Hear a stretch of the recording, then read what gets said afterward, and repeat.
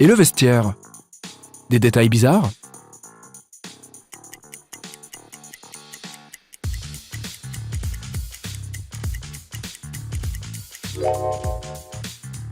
Ses pattes poilues et avec des griffes ne peuvent pas appartenir à un humain. Enfin, Bella a trouvé une magnifique robe de soirée pour l'opéra. Mais elle coûtait 97 $. Bella ne pouvait pas se la permettre. Alors elle a emprunté 50 $ à Kelly et 50 $ à Sarah, ce qui lui fait 100 $. Elle a acheté la robe et a eu 3 $ de monnaie. Bella a donné 1 $ à Kelly et 1 $ à Sarah et a gardé le dernier dollar pour elle. Donc, maintenant, Bella doit 49 $ à Kelly et 49 $ à Sarah, ce qui équivaut à 98 $. Si nous ajoutons le dollar que Bella a pris, nous obtenons 99 $.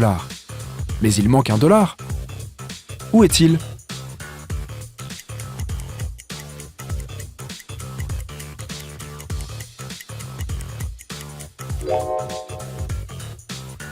Tout d'abord, nous sommes amenés à croire qu'il manque un dollar. Selon les conditions de l'énigme, Bella a pris 50 $ à Kelly et 50 $ à Sarah. La somme de sa dette était donc de 100 $. Ensuite, elle a acheté une robe pour 97 $ et a reçu 3 $ de monnaie. Le total est bien égal à 100 $. Mais la question elle-même nous offre une énigme mathématiquement impossible. En fait, il n'y a pas de dollar manquant. La dette de Bella reste de 98 $ car elle a déjà donné 2 $ à ses amis. Et il est incorrect d'ajouter les 1 $ de Bella à cette dette. Ensuite, Bella a décidé d'aller chez le coiffeur. Le gérant lui a demandé d'attendre 20 minutes. Bella s'est assise dans le hall et s'est endormie par accident. Quand elle s'est réveillée, elle a vu que quelqu'un avait coupé ses longs et beaux cheveux. Elle est devenue furieuse et a interrogé 3 suspects. Maya a dit qu'elle était occupée avec un autre client. Elle n'a pas vu ce qui se passait dans le hall. Rick a dit qu'il avait déjeuné à l'extérieur. Et Sally a dit « Pour qui tu me prends? Je ne vole pas des cheveux. C'est ridicule. » Qui ment?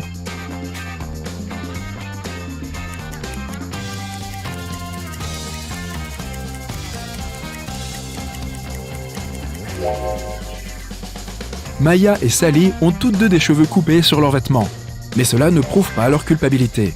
Mais la boîte à lunch de Rick est pleine de nourriture, ce qui signifie qu'il était occupé à autre chose pendant sa pause déjeuner. Très suspect. La robe de soirée de Bella était trop longue et trop classe. Elle ne pouvait pas aller à la salle de concert en métro. Alors, le gérant de l'auberge, Fred, a proposé à Bella de l'emmener en voiture si elle arrivait à résoudre son énigme. J'ai un cou et pas de tête. 2 bras mais pas de mains. Je suis avec toi à l'école, je suis avec toi au travail. Qui suis-je?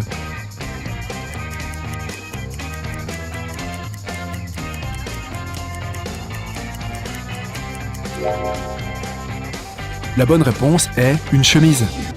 Pendant une pause, Bella est sortie prendre l'air. Elle a profité de la soirée avec les autres invités. Soudain, un marchand ambulant a proposé à Bella un collier de diamants pour 20 $. Elle a tout de suite accepté et a mis le collier. Bientôt, 3 clients se sont approchés de Bella pour réclamer le collier. Pam a dit « Comment oses-tu? Ce collier est dans ma famille depuis des années.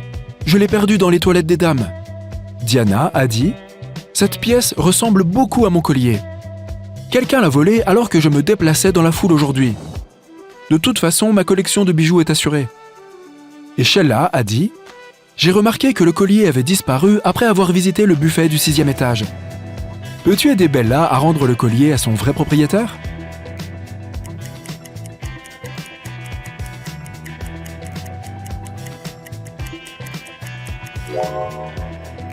Le collier appartient à Diana. La salle de concert n'a pas 6 étages. Pam et le vendeur de rue ont les mêmes tatouages sur les bras. Ils doivent donc être des escrocs qui travaillent ensemble. Après la représentation, Laetitia a invité Bella à l'after-party où Bella a rencontré Tyler.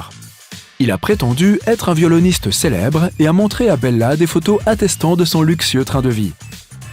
Mais Bella a très vite compris que ce n'était qu'un menteur. Comment l'a-t-elle compris ?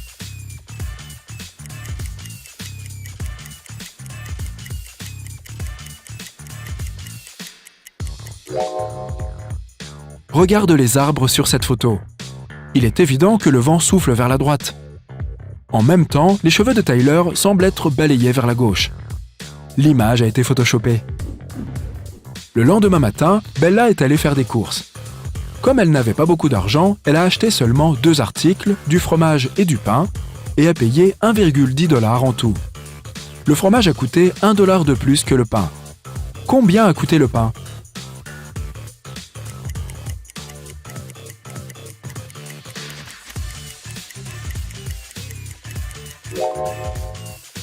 La réponse la plus évidente serait que le pain coûte 10 cents. Mais si le pain coûte 10 cents et que le prix du fromage est supérieur d'1 $ à celui du pain, le fromage coûtera 1,10 $. Et le total, dans ce cas, serait de 1,20 $. La bonne réponse est que le pain coûte 5 cents et que le fromage coûte 1,05 $. Cela fait en effet un total d'1 $ et 10 cents. Est-ce que cela a du sens? Je veux dire, du sens? Freddy est un homme chanceux. Il travaille dans une usine de chocolat comme gardien de nuit. Un jour, il surveillait l'usine comme d'habitude. Il a remarqué que quelqu'un avait volé plusieurs boîtes contenant des bonbons au chocolat de luxe. Le lendemain matin, Freddy a interrogé 3 suspects. Jason, un pâtissier, a dit qu'il avait terminé son service à 19 h et qu'il était rentré chez lui immédiatement. Sa femme a pu confirmer qu'il était resté à la maison toute la nuit. Harry, un livreur, a déclaré « Je ne mange pas du tout de chocolat. Même son odeur me cause une réaction allergique. » Et Peter, un agent d'entretien, a déclaré « Hier, je nettoyais l'entrepôt. J'ai trouvé un bonbon au chocolat sur le sol et je l'ai mangé. Je suis vraiment désolé. S'il vous plaît, ne me renvoyez pas. Qui est le voleur ?»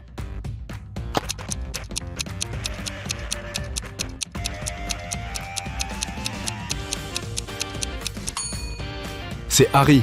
Il est debout dans une pièce où se trouve un bol de chocolat fondu sans la moindre protection. Il aurait une éruption cutanée si son allergie était réelle. Une autre journée de travail à la chocolaterie. Jason décide de faire une farce à Freddy et recouvre un œuf de poule cru d'une couche de chocolat. Ensuite, il l'emballe et le remet parmi de vrais œufs en chocolat sur un plateau. Lorsque Jason a apporté les œufs en chocolat, Freddy a immédiatement repéré le faux. Peux-tu comprendre comment?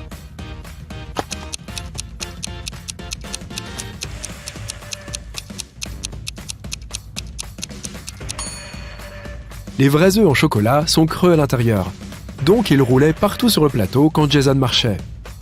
Mais l'œuf cru est plus lourd et il n'a presque pas bougé. Freddy a décidé de rendre l'appareil à Jason. Il s'est déguisé en fantôme pour lui faire peur. Mais soudain, plusieurs vrais fantômes sont apparus dans la pièce. Peux-tu trouver lequel de ces fantômes est Freddy?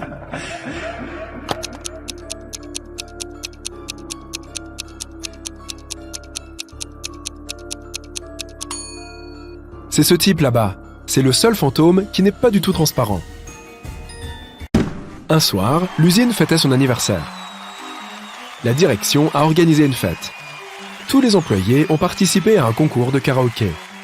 La plupart d'entre eux ont incroyablement bien chanté et ont reçu des cadeaux et des fleurs. Mais seules 2 des meilleures chanteuses, Nancy et Betsy, sont arrivées en finale. Elles se sont préparées à s'affronter pour un dernier tour. Mais soudain, Betsy s'est effondrée sur le sol, inconsciente. Les médecins ont affirmé qu'elle avait été empoisonnée. Tous les participants au concours avaient mangé exactement la même nourriture. De plus, la police a vérifié les plats et ils étaient en bon état. Peux-tu deviner ce qui s'est passé?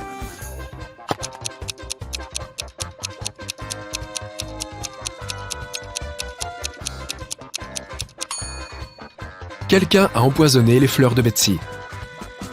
Le lendemain, Freddy est arrivé au travail comme d'habitude. Il a regardé autour de lui et s'est exclamé « Attendez une minute, qui a amené un chat à la chocolaterie? Les animaux domestiques ne sont pas autorisés ici. » Peux-tu voir des animaux?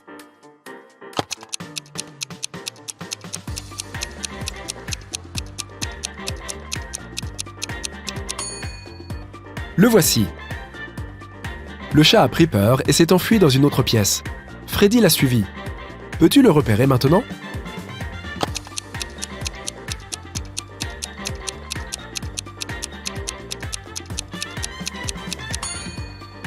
Il se cache là-bas. Et encore une fois, Freddy n'a pas réussi à attraper le chat. Celui-ci s'est enfui de l'immeuble et s'est caché dans le jardin. Peux-tu aider le gars à trouver le chat?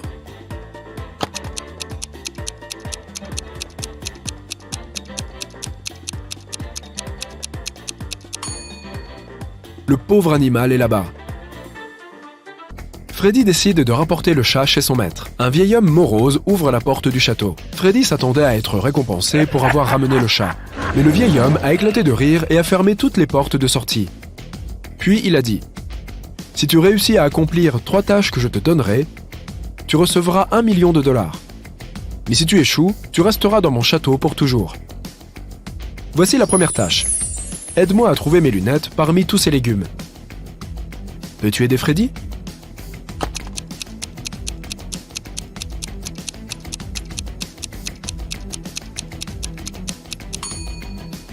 Les voici.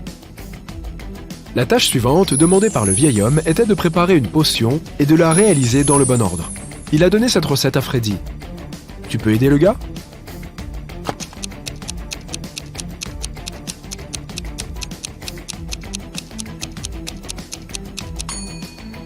Tout d'abord, tu dois mettre du curry. Ensuite, tu ajoutes des myrtilles pour donner à la potion un aspect verdâtre. Et enfin, ajoute des tomates pour que la potion ait l'air marron. Quant à ces légumes, Freddy n'en a pas besoin. Et la troisième tâche est de trouver un livre dans cette pièce en désordre. Peux-tu le voir ?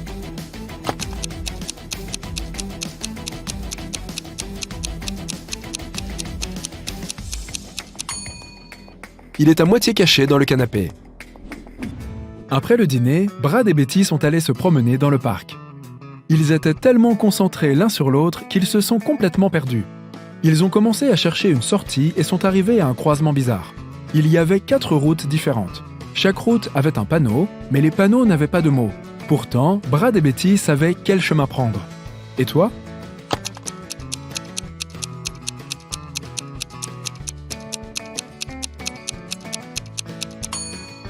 Celui-ci, c'est le seul avec une main droite. 5 mois plus tard, Betty a emménagé avec Brad. Ils ont partagé une maison familiale avec les 3 frères de Brad. Un jour, Betty a reçu un longboard tout neuf en guise de cadeau pour l'anniversaire de Brad. Comme c'était une surprise, elle l'a enfermé dans la cave et est allée acheter des provisions pour le dîner. Quand elle est revenue, le longboard n'était plus là. Elle a compris qu'un des 4 frères avait dû lui faire une farce. Brad a dit qu'il n'avait rien vu. Jim a dit qu'il avait vu le longboard en passant devant le sous-sol, mais qu'il était pressé pour aller s'entraîner. Mike a dit qu'il avait passé la journée en bas à faire des cookies pour son club scientifique. Et Bill a dit qu'il était en voyage d'affaires. Qui est derrière cette mystérieuse disparition ?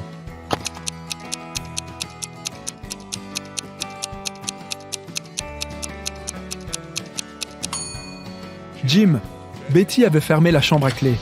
Ça veut dire qu'il n'a pas pu voir le longboard à moins d'entrer par effraction. Les frères de Brad sont rentrés après le travail et ont rejoint Brad dans la cuisine. Ce dernier était inquiet car Betty avait disparu. Les frères lui ont demandé de tout leur raconter en détail. Brad a répondu « Eh bien, elle m'a fait un gâteau d'anniversaire avec de la glace ce matin. Je voulais le goûter, mais elle a dit que nous le mangerions le soir. Nous nous sommes un peu disputés, puis je suis allé au travail. Quand je suis revenu, elle était partie. Dès que les frères ont entendu l'histoire de Brad, ils l'ont traité de menteur. Pourquoi ?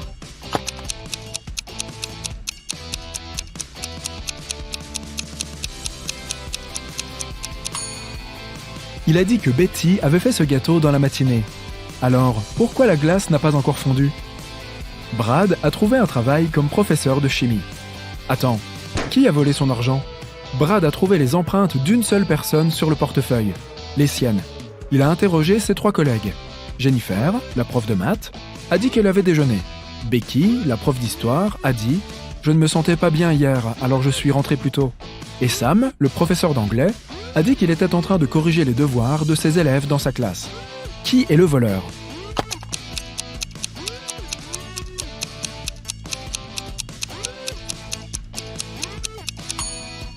Le professeur d'histoire. Elle a utilisé des gants pour voler l'argent et les a ensuite jetés à la poubelle. Betty et Brad marchaient dans la rue. Soudain, ils ont rencontré un type à l'allure bizarre. Il s'est présenté comme un magicien et a demandé « Vous voulez devenir riche ? Déchiffrez ce code à 3 chiffres et l'argent sera à vous. » Il leur a donné une lourde valise avec une serrure à combinaison et un morceau de papier avec cette énigme. Dans la première ligne, un chiffre est correct et bien placé. Dans la deuxième ligne, rien n'est correct. Dans la troisième ligne, 2 chiffres sont corrects mais mal placés. Dans la quatrième ligne, un chiffre est correct mais mal placé. Et à la 5e ligne, un chiffre est correct mais au mauvais endroit. Peux-tu les aider?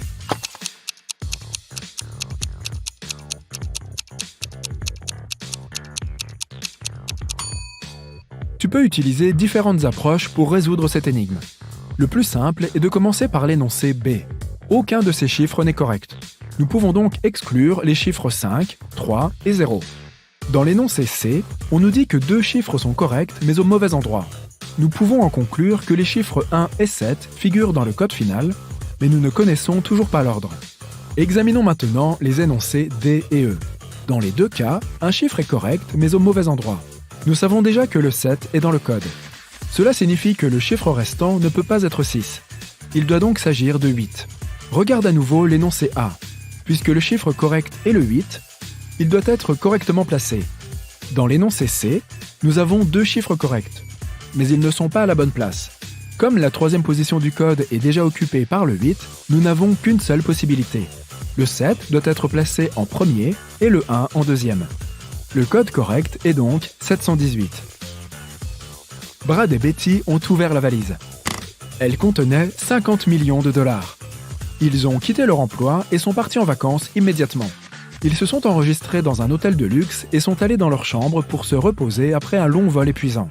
Le soir, ils descendent dîner dans un joli restaurant chinois. Mais l'un des invités n'est pas humain. Peux-tu repérer lequel?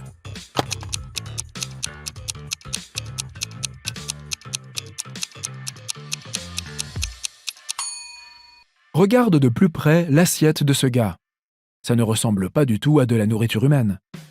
Lorsque Betty et Brad sont retournés dans leur chambre après le repas, ils ont découvert que tout leur argent et leurs appareils avaient disparu. Oh non! Le responsable de la sécurité de l'hôtel a posé la même question à 3 clients.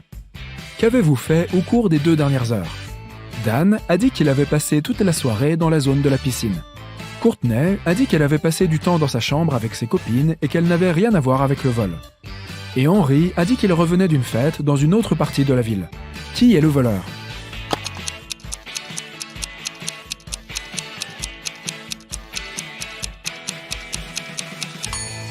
Courtney. Le responsable de la sécurité n'a pas mentionné de vol, mais elle a tout de suite commencé à chercher des excuses. Sam se promenait dans les montagnes. Il rencontra une jolie fille et passa toute la journée avec elle. Le soir, il réalisa qu'il ne connaissait même pas son nom. Il lui proposa un second rendez-vous le lendemain. Elle accepta, mais à une condition. Il devait deviner son nom. Sam était peiné. Heureusement, la fille l'aimait bien. Elle écrivit quelque chose sur un morceau de papier, un indice. Peux-tu deviner son nom?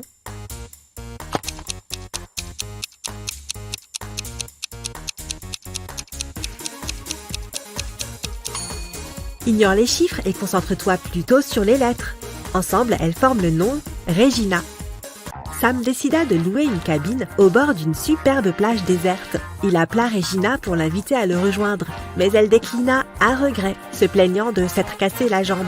Sam lui proposa de venir se reposer chez lui. Il la prit dans ses bras et la porta ainsi jusqu'à la cabane comme un vrai gentleman. Regina eut faim et demanda à Sam d'aller acheter quelque chose à manger. À son retour, il réalisa que sa maison venait d'être cambriolée. Regina déclara qu'elle avait dormi et donc qu'elle n'avait pas vu les cambrioleurs. Sam appela alors la police et dit « Je suppose que ma nouvelle petite amie est une voleuse. Comment est-il arrivé à cette conclusion ?»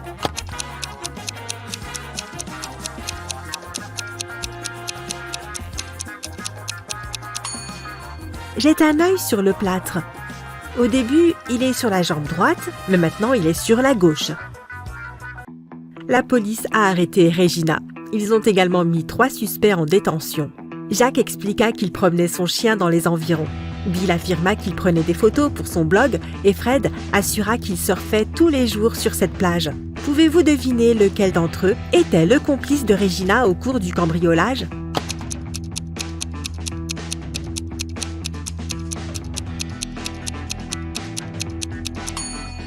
C'est Bill. Regarde sur son bras. Le prénom de Regina y est tatoué. Le soir suivant, les gardiens de prison ont intercepté une lettre de Regina destinée à Bill. Mais celle-ci était codée. L'encre allait devenir invisible dans les 10 secondes. Peux-tu déchiffrer le code et découvrir le plan ?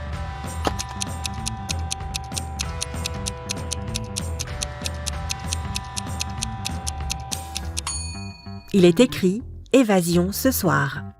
Émilie se promenait dans la forêt quand elle réalisa qu'elle était perdue. Au bout de quelques heures, elle se retrouva face à une cabane effrayante. Elle frappa à la porte. Une sorcière lui ouvrit et l'invita à entrer à l'intérieur où une fête d'anniversaire battait son plein. La sorcière ferma la porte à clé et déclara à Émilie « Je ne te laisserai partir que si tu m'aides à diviser ces 3 barres de chocolat entre mes 5 amis de manière égale. » Que doit faire Émilie si elle veut pouvoir s'échapper?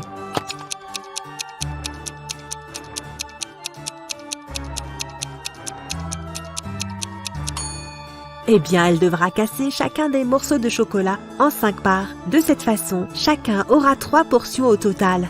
Émilie saute en parachute. Elle doit trouver immédiatement où atterrir. Il y a 4 zones d'atterrissage. Une forêt tropicale remplie de crocodiles et d'autres animaux sauvages, un puits profond impossible à escalader, un volcan en éruption, et enfin un désert étouffant sans la moindre goutte d'eau. Que devrait choisir Émilie?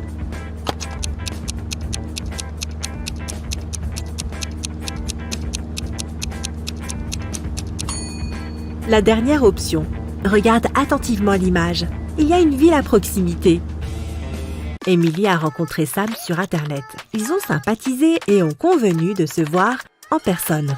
Sam dit qu'il porterait un chapeau bleu. Quand Émilie arrive au café, elle repère 3 hommes coiffés de chapeaux bleus. Tous lui tournent le dos sans qu'elle puisse voir leur visage. Peux-tu aider Émilie à déterminer lequel d'entre eux est Sam?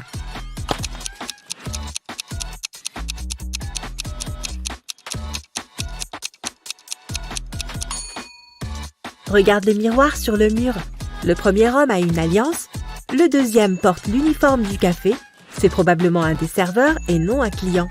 Le dernier est sûrement Sam. Il tient même une rose, prêt pour le rendez-vous. Henri en pinçait pour Émilie depuis sa première année d'études. Quand finalement, prenant son courage à 2 mains, Henri lui propose de sortir avec lui, elle refuse. Elle a déjà un petit ami, Sam. Henri fut vraiment dépité. Un jour, alors qu'Émilie rentrait chez elle, 3 individus l'accostèrent soudainement. Ils espéraient lui voler de l'argent. Mais la jeune fille n'avait rien. Ne sachant quoi faire, elle essaya d'appeler les secours, mais les types lui arrachèrent le téléphone des mains. Par chance, Henri était dans les parages. Lorsqu'il se rendit compte de ce qui se passait, il accourut en criant « Ne vous approchez pas d'elle, j'ai appelé la police !» L'un des voyous s'exclama « Allez, on se taille !» Henri a appelé la police et ils s'enfuirent. Émilie lâcha à son sauveur « Laisse-moi tranquille, Henri, c'était stupide !» Mais pourquoi?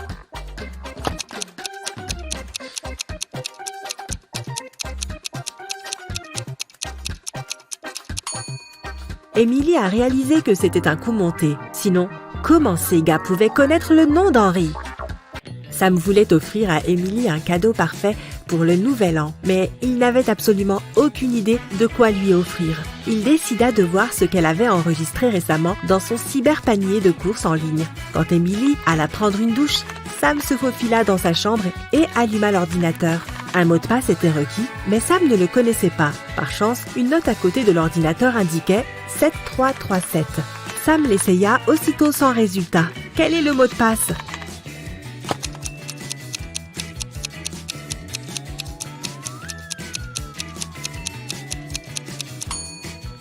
Sam devrait essayer le 33333333777.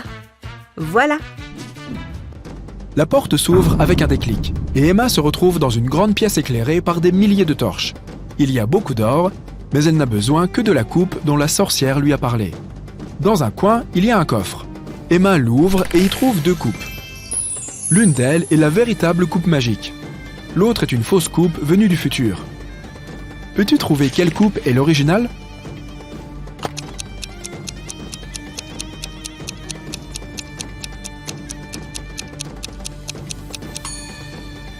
Regarde attentivement les dessins sur la coupe de gauche. Dans l'un d'eux, il y a un train. À l'époque, il n'y avait pas de train, donc les gens n'en dessinaient pas. La coupe originale est celle de droite. Ensuite, une brume violette se répand autour d'elle et 1 seconde plus tard, Emma se retrouve de retour dans la maison de la sorcière. La fille lui donne la coupe, mais d'autres épreuves l'attendent. La sorcière a maintenant besoin de plantes qui ne poussaient que dans le passé. Elle donne à Emma quelques dessins et Emma disparaît à nouveau. Comme elle voit des dinosaures brouter de l'herbe autour d'elle, Emma comprend qu'elle a voyagé très loin dans le passé. Mais concentrons-nous sur l'essentiel. La sorcière ne devait avoir que de l'encre noire. Il va donc lui falloir identifier les plantes en regardant leurs ombres. Voici la première. Laquelle est la bonne plante?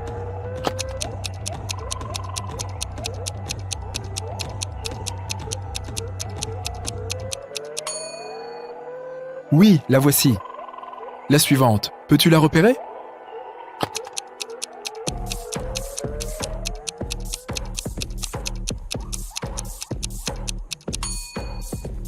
Elle est juste là.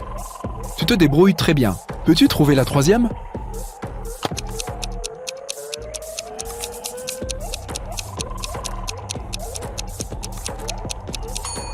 C'est beaucoup plus difficile, mais tu vas y arriver. Oui, la voilà. Allez, on monte d'un cran. Et celle-là.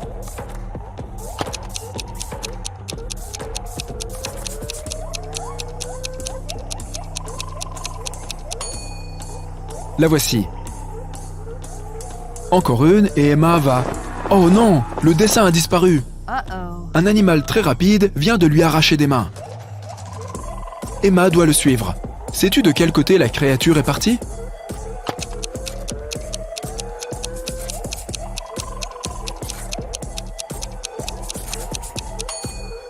Regarde, cet arbre près de la route du milieu tremble encore. Je parie que c'est par là qu'Emma doit aller. Elle s'enfonce plus profondément dans la jungle. Mais très vite, elle se rend compte qu'elle ne sait plus dans quelle direction aller. Peux-tu l'aider? Regarde, il y a des empreintes de pattes, mais elles sont toutes différentes. Tu dois trouver lesquelles sont les bonnes. As-tu été assez attentif pour te souvenir à quoi ressemblaient les empreintes de pattes sur la route précédente?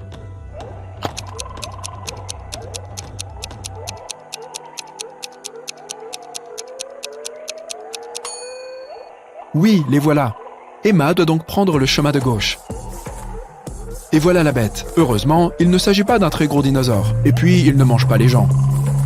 Emma doit récupérer ce morceau de papier, mais il faut qu'elle donne quelque chose en échange au dinosaure. Que peut-elle offrir à l'animal?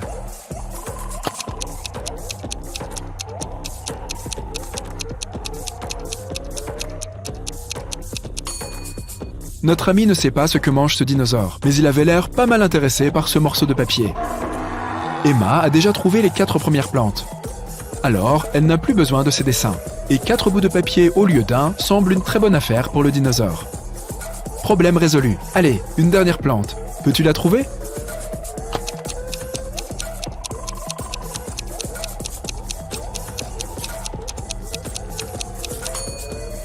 Oui, juste ici. Bien joué. La brume violette se répand à nouveau autour d'Emma et elle est de retour dans la maison de la sorcière. Elle doit encore faire 2 voyages. Elle doit maintenant retrouver l'amaral. Il s'agit d'un métal précieux qui sera découvert en 2157. Donc oui, Emma se rend dans le futur. Elle n'a pas besoin de voler le métal. Emma peut simplement le gagner. En 2172, un grand jeu est organisé. Emma peut entrer, payer et participer. Si elle gagne, elle récupérera son argent ainsi qu'un petit morceau d'amaral. Mais d'abord, la jeune fille doit trouver de l'argent. Ce qu'il lui faut, c'est une pièce de 100 $. Regarde aux alentours. Il y en a peut-être une cachée quelque part ici.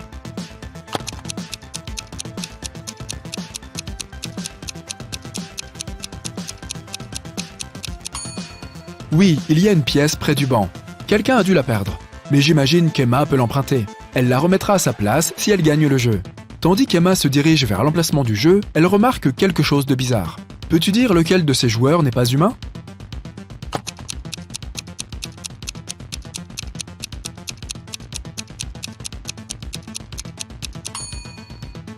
C'est le 3e.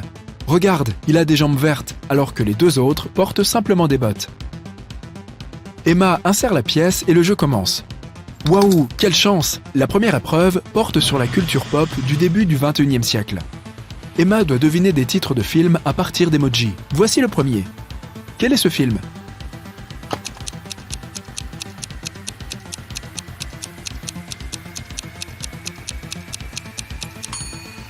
Harry Potter. Penses-tu que les gens de 2172 le regarderont encore? Allez, au suivant.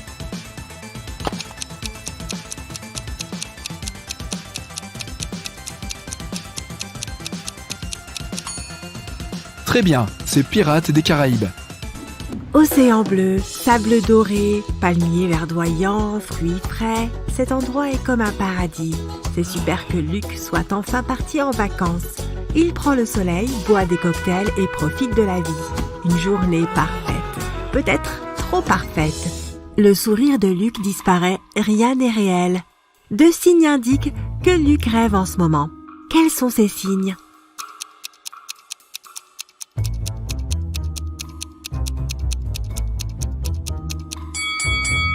La première chose est qu'il y a 2 soleils dans le ciel. Le deuxième signe est que l'océan n'a pas de vagues. Luke prend peur, il réalise qu'il est en train de dormir. À ce moment-là, un kraken géant sort de l'océan. Il tend d'énormes tentacules vers Luke et pousse un cri strident. Comment Luke peut-il lui échapper ? Où doit-il courir ?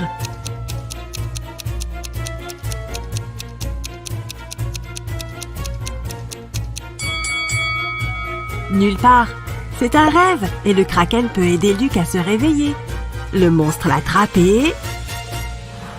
Luke ouvre les yeux et réalise qu'il est dans un laboratoire. Il a été capturé il y a quelques jours. Un groupe de personnes a mené d'étranges expériences sur lui pendant tout ce temps. Ce n'était pas le kraken qu'il a entendu, c'était une vraie sirène. Des lumières rouges clignotantes éclairent le laboratoire. La pièce est en désordre, beaucoup d'objets sur le sol, des tables renversées. Il n'y a personne, seulement des photos de quelques scientifiques sur le mur. Il devrait y avoir la clé de cette porte parmi tous ces documents et ces déchets. Vite, aide Luke à la trouver et à s'échapper.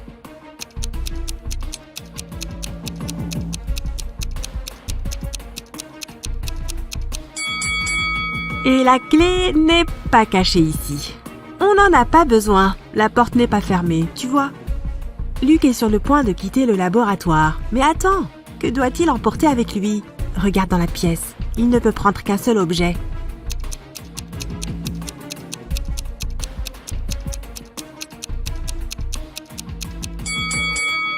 Luke devrait opter pour les chaussures. Elles seront utiles dehors. Luke enfile une paire de bottes et sort du laboratoire. Il est dans un long couloir. Il voit plusieurs gardes devant lui. Il commence à le poursuivre. Luke s'enfuit dans la direction opposée. Il y a 3 couloirs devant lui. L'un des couloirs est rempli de gaz toxiques. Le deuxième est un abîme sans fond. Le troisième couloir est si chaud que ses murs rougeoient. Que devrait choisir Luke ?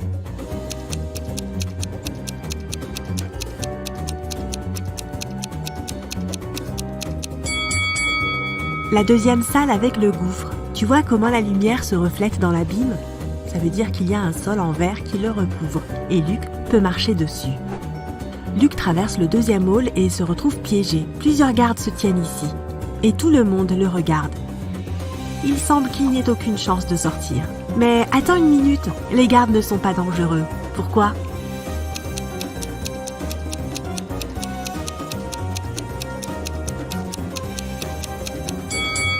Ils sont immobiles parce qu'il s'agit soit de figures de cire très réalistes, soit de personnes réelles qui ne peuvent pas bouger pour une raison quelconque.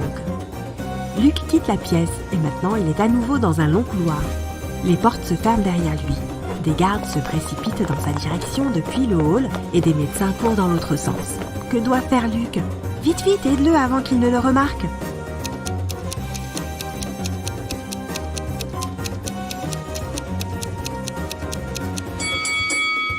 Tu vois ce panier à linge ? Il y a des blouses blanches là-bas. Luke doit se déguiser en docteur et passer devant les gardes.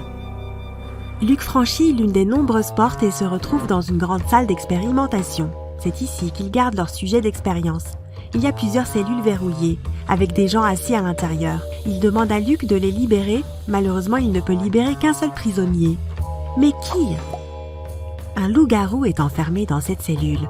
Un homme électrique est dans une autre. Une fille d'apparence ordinaire est enfermée dans la 3e. Et dans la cage la plus éloignée, il y a un type avec une bouche de requin.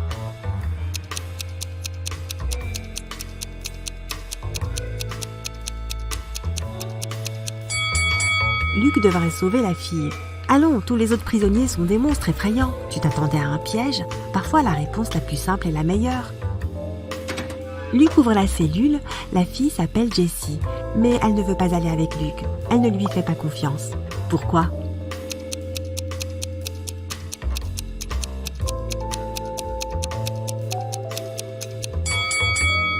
Parce parce que Luke porte une blouse de laboratoire. Il explique à Jessie qu'il a mis ses vêtements pour passer inaperçu. Il est autant prisonnier qu'elle ici. Jessie finit par le croire. Ensemble, ils s'échappent du laboratoire, mais les gardes et les scientifiques les remarquent. Nos héros sont piégés. Il y a 3 pièces devant eux. Dans la première, un courant électrique circule sans arrêt. 3 lions féroces sont dans la deuxième pièce. Un incendie fait rage dans la troisième. Comment Luke et Jessie doivent-ils s'échapper ?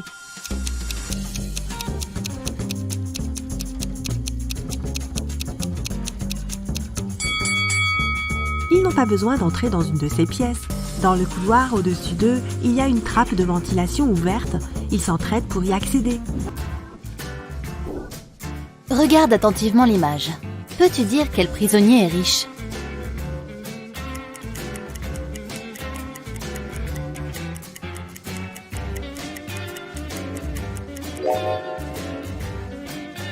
La première est en train de coudre quelque chose. Elle doit travailler comme couturière. Elle n'est probablement pas si riche que ça. Le deuxième a quelques bijoux. Mais dans une prison, ces chaînes en or ne valent pas grand-chose. Le troisième prisonnier lit tranquillement et ne s'occupe pas des autres. C'est le comportement d'une personne riche. Ces gens-là ne veulent pas attirer l'attention, surtout en prison. On était en novembre, mais Jasmine avait déjà de mauvaises notes à l'école. Sa mère, Madame Laurence, l'a donc privée de sortie jusqu'à ce qu'elle améliore ses résultats. Madame Laurence travaillait de nuit et quittait la maison tous les soirs. Un jour, en rentrant chez elle, elle s'est rendue compte que Jasmine était sortie en cachette pendant la nuit pour aller faire une fête. Comment Madame Laurence l'a-t-elle su ?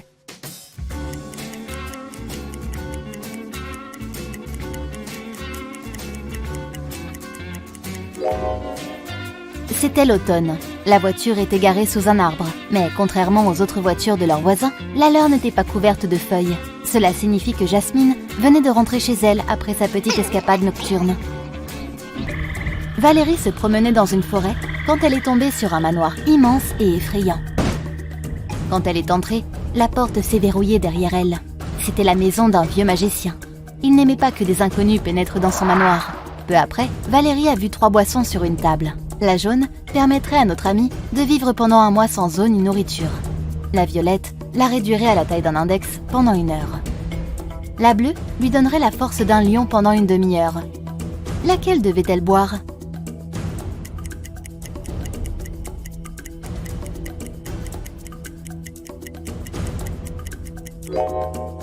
La boisson violette.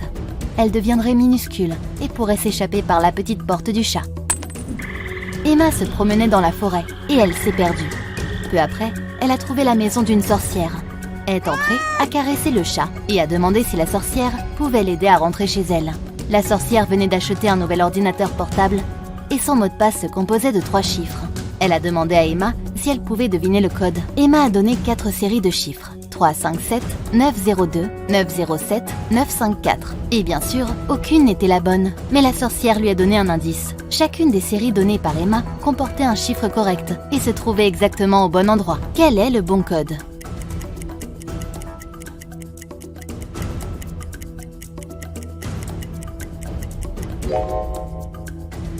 Le premier chiffre ne peut pas être 9, donc c'est 3. Ensuite, les deuxième et troisième chiffres ne peuvent pas être 5 et 7. Donc, le deuxième chiffre doit être 0. Et le troisième est 4. Ce qui signifie que le code est 304. Sylvie et Evelyne étaient les meilleures amies du monde et elles voulaient passer leurs vacances d'hiver ensemble. Malheureusement, la grand-mère de Sylvie est tombée malade et la jeune fille a dû se rendre dans sa ville pour être auprès d'elle. Evelyne était triste. Un jour, elle est passée devant la maison vide de son amie et Evelyne a compris que Sylvie lui a menti au sujet de sa grand-mère et qu'elle était en fait restée chez elle. Comment Evelyne l'a-t-elle compris ?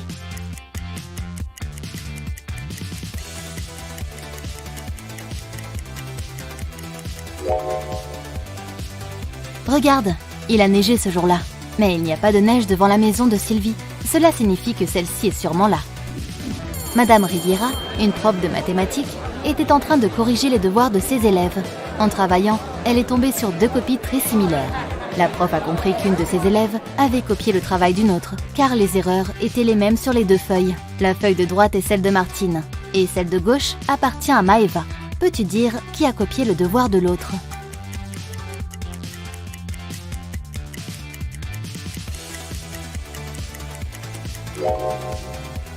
Regarde, Martine s'y est repris plusieurs fois, alors que le devoir de Maeva est exceptionnellement soigné, à l'exception des erreurs que Madame Riviera a corrigées. Cela signifie que Martine a fait son devoir toute seule, en faisant occasionnellement des fautes et des erreurs. Et le devoir de Maeva est soigné, parce qu'elle a simplement copié le travail de Martine. Un jour, Madame York a invité quelques personnes à un dîner chic dans son manoir. Quelques adolescents couraient partout, explorant la maison. Lorsque Madame York est allée au sous-sol, elle a vu que la vitrine qui contenait sa collection de bijoux était cassée. Une fille, Anna, a avoué qu'elle avait lancé une balle de baseball et qu'elle avait accidentellement touché la vitrine. Mais que la vitrine était déjà endommagée à ce moment-là. Est-ce qu'elle ment?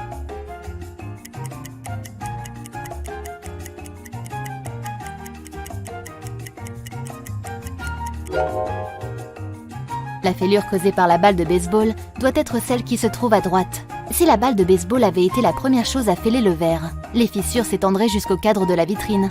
Mais elles n'atteignent que d'autres fissures, ce qui signifie que la balle de baseball a en effet touché une vitre déjà endommagée. Anna a donc dit la vérité. Un effondrement spatio-temporel s'est produit récemment dans l'une des galaxies les plus éloignées de l'univers, l'œil de Rhino. Un groupe de scientifiques de l'espace a accidentellement intégré un évaluateur ultra différentiel dans un thermostat quasi spatial. Comment ont-ils pu? Eh bien, en termes simples, quelqu'un a mis une machine à remonter le temps, qui ressemblait à une télécommande de télévision, à l'intérieur d'un téléporteur, qui ressemblait à une machine à laver. Donc maintenant, des dizaines d'anomalies spatiales et temporelles apparaissent dans toute la galaxie. Tu es le chef de la sécurité de l'univers. Ce groupe hautement développé de créatures humanoïdes à tête de chien surveille l'ordre dans l'univers et élimine toutes sortes de problèmes stellaires et d'anomalies spatio-temporelles. Avec ton équipe, tu dois maintenant gérer les conséquences des incidents d'aujourd'hui, de demain et d'hier et désactiver la machine à remonter le temps. Tu montes dans ton vaisseau Star Poodle et tu pars pour un dangereux voyage. Le premier arrêt est la planète Up.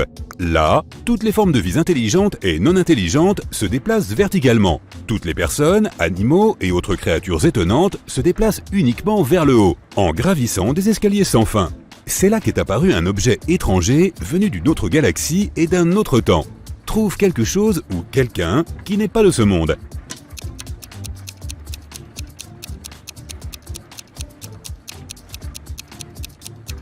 Regarde, il y a un escargot qui rampe le long de cette échelle. Il se déplace horizontalement. Tu mets l'escargot dans un bocal. Tu vas le renvoyer chez lui sur la planète Bave. Étonnamment, l'escargot peut parler. Il te demande de l'aide. Un monstre inconnu est apparu sur sa planète. Et maintenant, il terrifie tous les habitants du monde baveux. Tu décides de leur venir en aide et de voler jusqu'à la planète de l'escargot. Seuls des escargots et des chenilles vivent ici. Le monde entier est recouvert d'une épaisse couche de bave. Tu peux voir d'énormes escargots, de petits escargots et même plusieurs escargots de la taille de gratte-ciel. Mais il y a aussi un étranger parmi eux. Regarde bien autour de toi et trouve l'imposteur.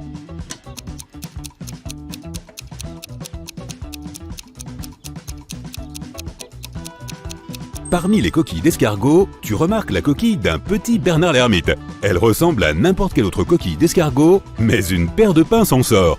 Tu installes un champ de force autour du crabe et tu le transportes dans ton vaisseau. Ta mission ici est terminée. Les escargots te sont infiniment reconnaissants.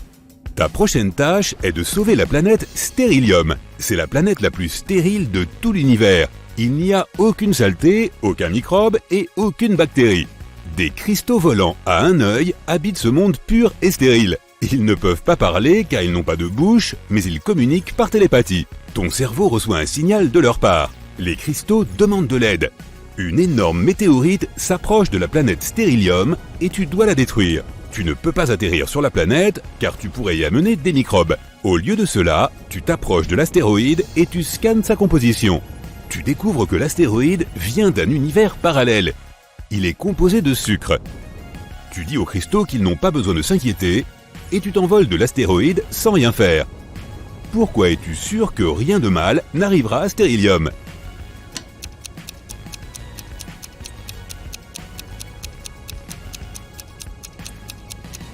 L'astéroïde en sucre fondra et brûlera dans l'atmosphère de la planète en quelques secondes. Tu découvres qu'un invité du futur est arrivé sur la Terre 9.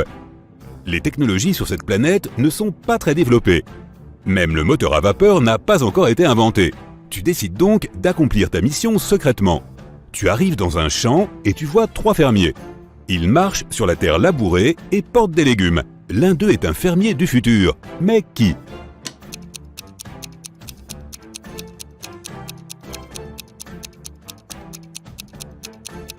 Regarde, ce type utilise un sac en plastique. Tu le renvoies à son époque et tu es sur le point de t'envoler. Mais alors, tu remarques quelque chose d'étrange. 3 milliards de personnes vivent sur la Terre neuve et ils sont tous censés être différents. Mais pour une raison quelconque, ils ont tous une apparence identique. Tu vois 3 milliards de fermiers travaillant dans un immense champ. Tu as un odorat puissant et tu sens que les habitants de cette planète ne sont pas humains. Ils n'ont aucune odeur. Jette un coup d'œil à cette armée de fermiers et découvre qui ils sont.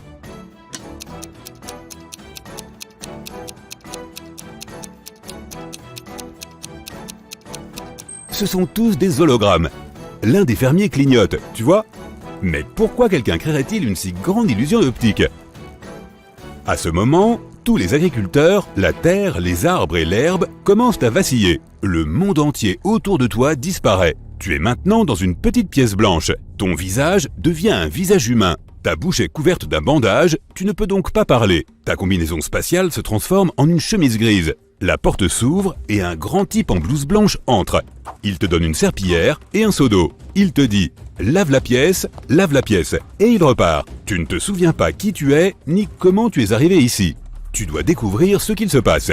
Mais d'abord, il te faut savoir à quoi tu ressembles. Comment faire dans une pièce blanche sans surface vitrée, sans miroir et sans fenêtre?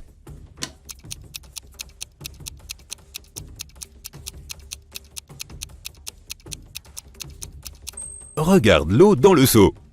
Elle te montrera ton reflet.